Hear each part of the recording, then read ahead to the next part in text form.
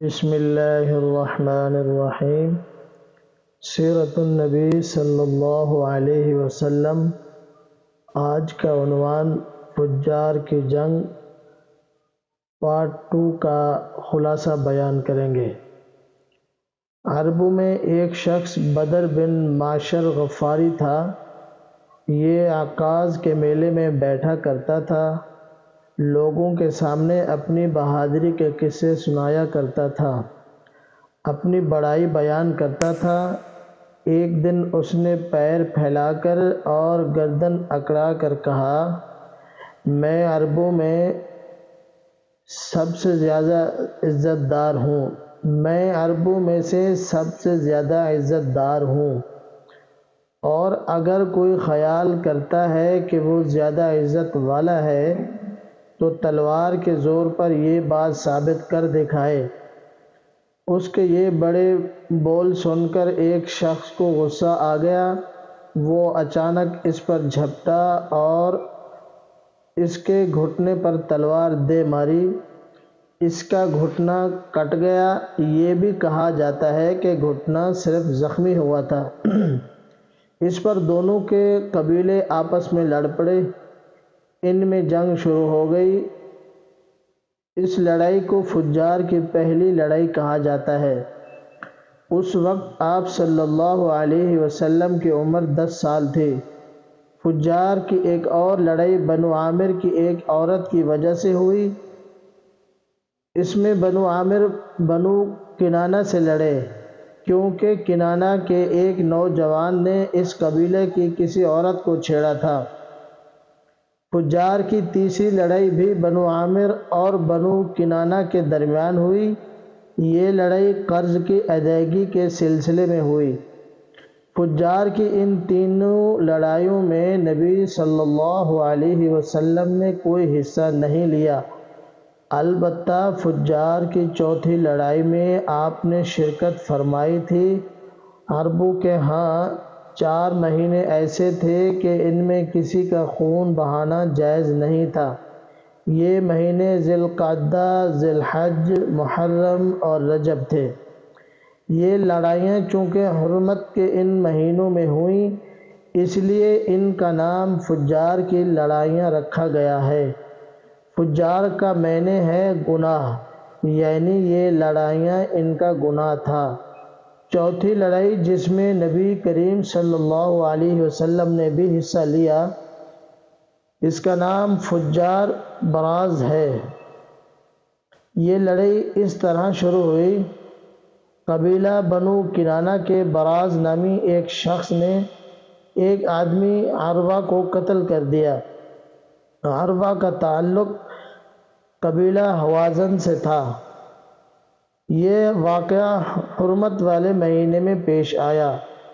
براز اور عروہ کے خاندان کے لوگ یعنی بنو کنانہ اور حوازن اس وقت عکاظ کے میلے میں تھے۔ وہیں کسی نے بنو کنانہ کو یہ خبر پہنچا دی کہ براز نے عروہ کو قتل کر دیا ہے۔ یہ خبر سن کر بنو کنانہ کے لوگ پریشان ہوئے کہ کہیں میلے میں ہی حوازن کے لوگ ان پر حملہ نہ کر دیں، اس طرح بات بہت بڑھ جائے گی۔ چنانچہ وہ لوگ مکہ کی طرف بھاگ نکلے۔ حوازن کو اس وقت تک خبر نہیں ہوئی تھی۔ انہیں کچھ دن یا کچھ وقت گزرنے پر خبر ہوئی۔ یہ بنو کنانہ پر چڑھ دوڑے، لیکن بنو کنانہ حرم میں پناہ لے چکے تھے۔ عربوں میں حرم کے اندر خون بہانا حرام تھا، اس لیے حوازن رک گئے۔ اس دن لڑائی نہ ہو سکی، لیکن دوسرے دن بنو کنانہ کے لوگ خود ہی مقابلے کے لیے باہر نکل آئے۔ ان کی مدد کرنے کے لیے قبیلہ قریش بھی میدان میں نکل آیا۔ اس طرح فجار کی یہ جنگ شروع ہوئی۔ یہ جنگ 4 یا 6 دن تک جاری رہی۔ اب چونکہ قریش بھی اس جنگ میں شریک تھے، لہذا آپ صلی اللہ علیہ وسلم کے چچا آپ کو بھی ساتھ لے گئے، مگر آپ نے جنگ کے سب دنوں میں لڑائی میں حصہ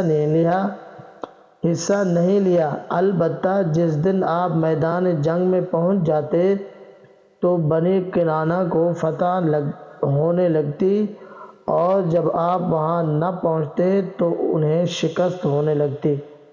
آپ نے اس جنگ میں صرف اتنا حصہ لیا کہ اپنے چچاؤں کو تیر پکڑاتے رہے، اور بس 6 دن کی جنگ کے بعد بھی کوئی فیصلہ نہ ہو سکا۔ آخر دونوں گروہوں میں صلح ہو گئی، لیکن یہ کافی خون خرابے کے بعد ہوئی تھی۔ اس جنگ کے فوراً بعد حلف الفضول کا واقعہ پیش آیا۔ یہ واقعہ اس طرح ہوا کہ قبیلہ زبید کا ایک شخص اپنا کچھ مال لے کر مکہ آیا۔ اس سے یہ مال عاص بن وائل نے خرید لیا۔ یہ عاص بن وائل مکہ کے بڑے لوگوں میں سے تھا، اس کی بہت عزت تھی۔ اس نے مال تو لے لیا لیکن قیمت ادا نہ کی۔ زبیدی اس سے اپنی رقم کا مطالبہ کرتا رہا لیکن عاص بن وائل نے رقم ادا نہ کی۔ اب یہ زبیدی شخص اپنی فریاد لے کر مختلف قبیلوں کے پاس گیا، ان سب کو بتایا کہ عاص بن وائل نے اس پر ظلم کیا ہے، لہٰذا اس کی رقم دلوائی جائے۔ اب چونکہ عاص مکہ کے بڑے لوگوں میں سے تھا، اس لیے ان سب لوگوں نے عاص کے خلاف اس کی مدد کرنے سے انکار کر دیا، الٹا اسے ڈانٹ ڈپٹ کر واپس بھیج دیا۔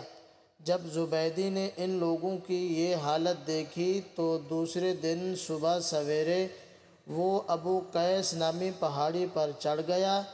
قریش ابھی اپنے گھروں میں ہی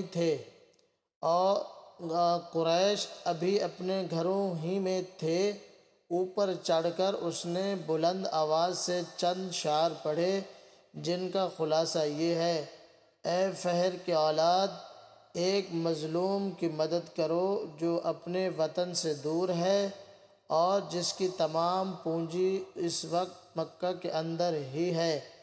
اس زبیدی شخص کی یہ فریاد آپ صلی اللہ علیہ وسلم کے چچا زبیر بن عبد المطلب نے سن لی، ان پر بہت اثر ہوا۔ انہوں نے عبداللہ بن جدعان کو ساتھ لیا اور اس آدمی کی مدد کے لیے اٹھ کھڑے ہوئے۔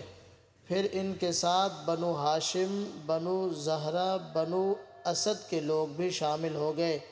یہ سب عبداللہ بن جدعان کے گھر جمع ہوئے، یہاں ان سب کو کھانا کھلایا گیا۔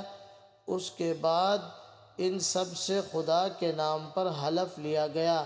حلف کے الفاظ یہ تھے: ہم ہمیشہ مظلوم کا ساتھ دیتے رہیں گے اور اس کا حق اسے دلاتے رہیں گے۔